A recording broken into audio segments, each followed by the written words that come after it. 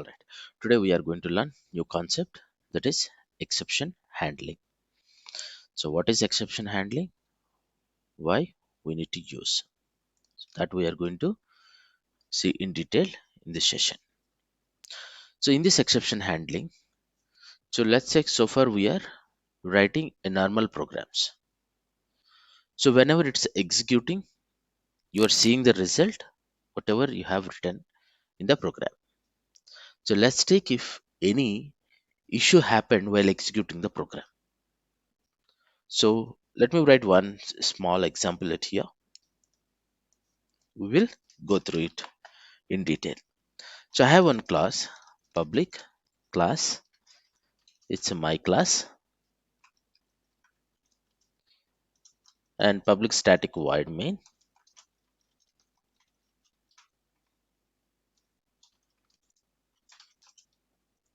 So here, one second, I have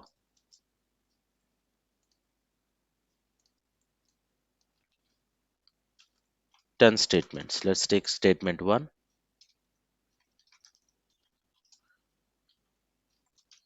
statement, I'm just putting 2, statement 3, and so on. So multiple are there. So this many statements I have. So whenever the program execution, so the program how it will execute? First this line, second, third, fourth. Like this it's executing. So let's assume issue is at this line. Okay, this statement 2, if is there any problem or any issue is happened at statement 2, then this line is not executing, your program is going to be terminate abnormally. So this abnormal termination is nothing but exception. So is there any issue? That means let's take, I'm just giving it as 10 by 0. What is the meaning of 10 by 0? It's a infinity will coming up. So it's usually arithmetic exception will come. So here if it is 10 by 0, that means it's infinity. So then program is going to be terminate. So what is the solution for that? Let's take its issue happened at here, value is 10 by 0.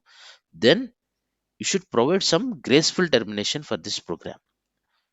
So this statement 3 is not going to be executed. Your program is terminating its abnormally. So to avoid that problem, you need to give some alternate solution for that. So whenever the problem is coming at the statement 1 or 2 or 3, if any issue is coming at runtime level, you are going to tell that yes, if any issue is happened, go to this so and so statement. So such kind of solution when you are providing is call it as exception handling. So its exception is happened. So to handle that, to avoid abnormal termination and provide graceful termination to that program with a proper solution. So such kind of things is called as a exception handling. So usually exceptions will come at compilation time and as well as runtime. So compilation time in the sense when you write the program and when you compile, at that time compiler will identify some of the exceptions. So what kind of exceptions it will be identify, that we will see, and what are the things will be coming during runtime. So these kind of exceptions will be considering as exceptions. But how you are handling?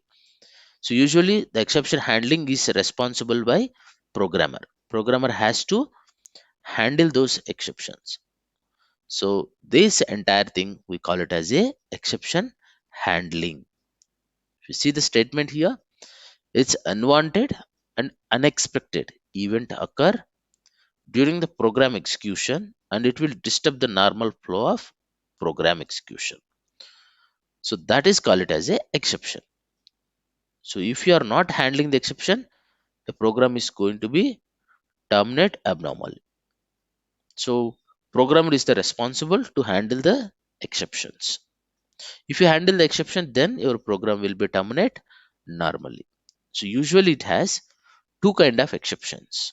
One is compile time exceptions and runtime exceptions.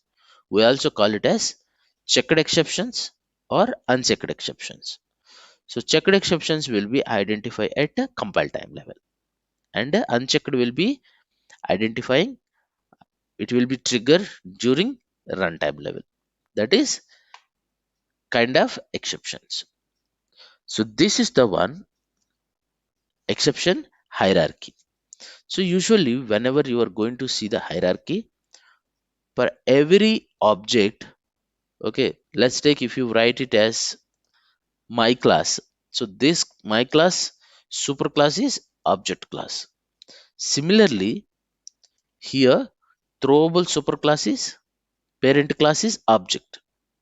So it's a superclass or parent class, we call it same.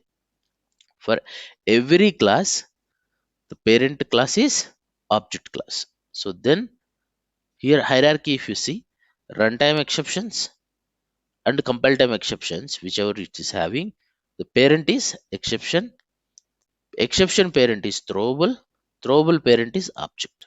Likewise, this hierarchy will be having. So if you see the API, let me open the API here.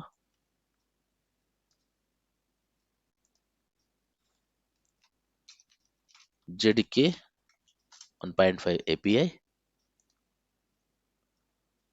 So let's check with the exception. So here so many exceptions will be there. You are aware of this API. So this API is having whatever the Java is providing to us, it's kind of a document. Like it will give the description to the each and every function or class, whatever you are going to use it, that is defining it here. So if you go to the order, its exception will come at E. It's beginning with the E. So here you need to be select or exception related. See, this is the exception. You see the architecture. See, hierarchy is exception. The parent is throwable. Throwable parent is object. So this is the way hierarchy will be. Okay. So again, exception will be having runtime exceptions and compile time exceptions. So if you see here, there is some runtime exception. See this. This is the runtime exception. When you click on, again runtime exceptions is having these many internal exceptions. We just spoke about arithmetic exception. So arithmetic exception is one of the runtime exception. So runtime exceptions usually when you are running the program at the time, this runtime exceptions will be erased.